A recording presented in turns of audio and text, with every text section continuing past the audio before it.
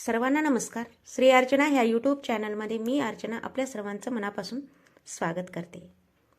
तयार आहात का वसंत ऋतूच्या रंगीत आनंदासाठी? फाल्गुन महिना जो फेब्रुवारी ते मार्चमध्ये येतो, आपल्या जीवनात आनंद, उत्सव आणि नवे आरंभ घेऊन येतो. होळीचा रंग, व्रताचे महत्त्व आणि निसर्गाची गोडी सगळं फाल्गुनमध्ये अनुभवता येतं. फाल्गुन महिना आपल्यासाठी एक रंगाचा पवित्र सण आहे. त्यासोबत आनंद, शुभता आणि नवी सुरुवात घेऊन येतो. होळी, रंग, व्रत आणि खास असे धार्मिक रहस्य.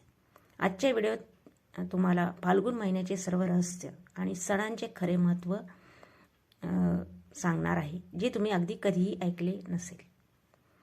हे आपण कोणत्या पुराणामध्ये आहे ते बघूयात. भागवत पुराणामध्ये कृष्णाच्या लीला आणि वसंत ऋतूतील उत्सवाचा उल्लेख केलेला आहे. होळीचे धार्मिक महत्त्व, रंगाचा उत्सव, व्रत, देवार्चना. विष्णू पुराणामध्ये वसंत ऋतू, होळी, देवी देवतांची पूजा अर्चना याचा उल्लेख केलेला आहे.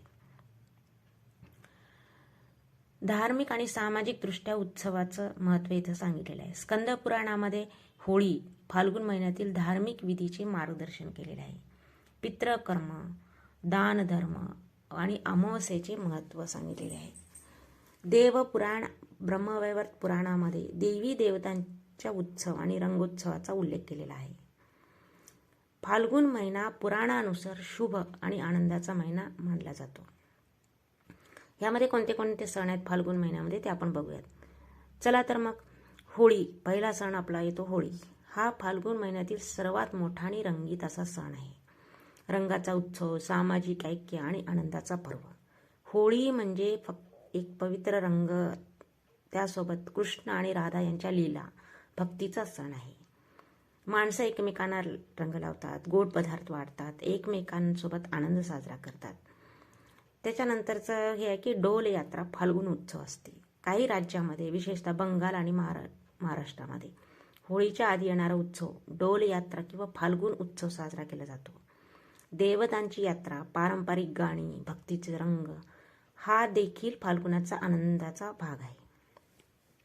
त्याच्यानंतर येते फाल्गुन अमावस्या.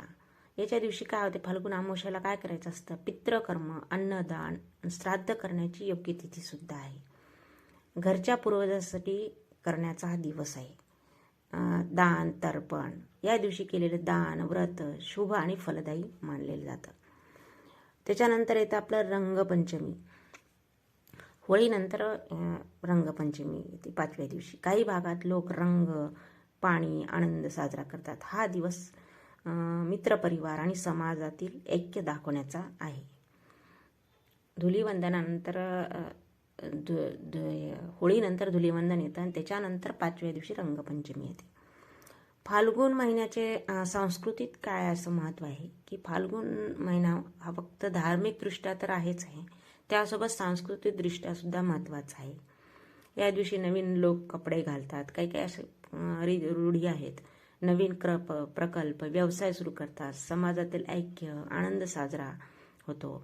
वसंत ऋतूच्या आगमनामुळे फुलपाखरांचे, रंगाचे आणि निसर्गाच्या गोडीचे स्वागत या महिन्यात केले जाते. हा महिना वसंत ऋतूचा महिना असल्यामुळे सकारात्मक ऊर्जा आणि नवा प्रारंभ, सामाजिक एकता आणि उत्सव या तिन्ही गोष्टींना महत्त्व आहे. होळी होळी महाराष्ट्रातच साजरी केली जाते. ते होळीचा सर्वात जास्त उत्सव म्हणजे मोठ्या प्रमाणावर मथुरा आणि वृंदावनमध्ये जास्त होते. इतरांच्या तुलनेमध्ये मोठ्या का होते? रंगबेरंगी साजरी केली जाते. कारण याचं काही महत्त्वाचे कारण आहे. त्याच्यामधलं महत्त्वाचं कारण म्हणजे काय? कृष्ण लीला आणि धार्मिक कारण. म्हणजे मथुरा हे काय? श्रीकृष्णाचं जन्मस्थान आहे आणि वृंदावन ही त्यांची बाल्यकालाचे ठिकाण आहे. त्यामुळे काय, होळीचा उत्सव कृष्ण आणि राधा यांच्या रंगलीला, प्रेमाचा उत्सव म्हणून साजरा केला जातो. भागवत पुराणानुसार कृष्णाने गोकुळात ग्वाल बालकासोबत रंग खेळून होळी साजरी केली होती असं भागवतामध्ये सांगितलेलं आहे. आणि मथुरा, वृंदावनमध्ये सुद्धा होळी संपूर्ण वसंत ऋतूतील सर्वात मोठा उत्सव मानला जातो. पारंपरिक उत्सव मानला जातो आणि मोठ्या प्रमाणात तिथे होळी साजरी केली जाते. जय श्रीकृष्ण.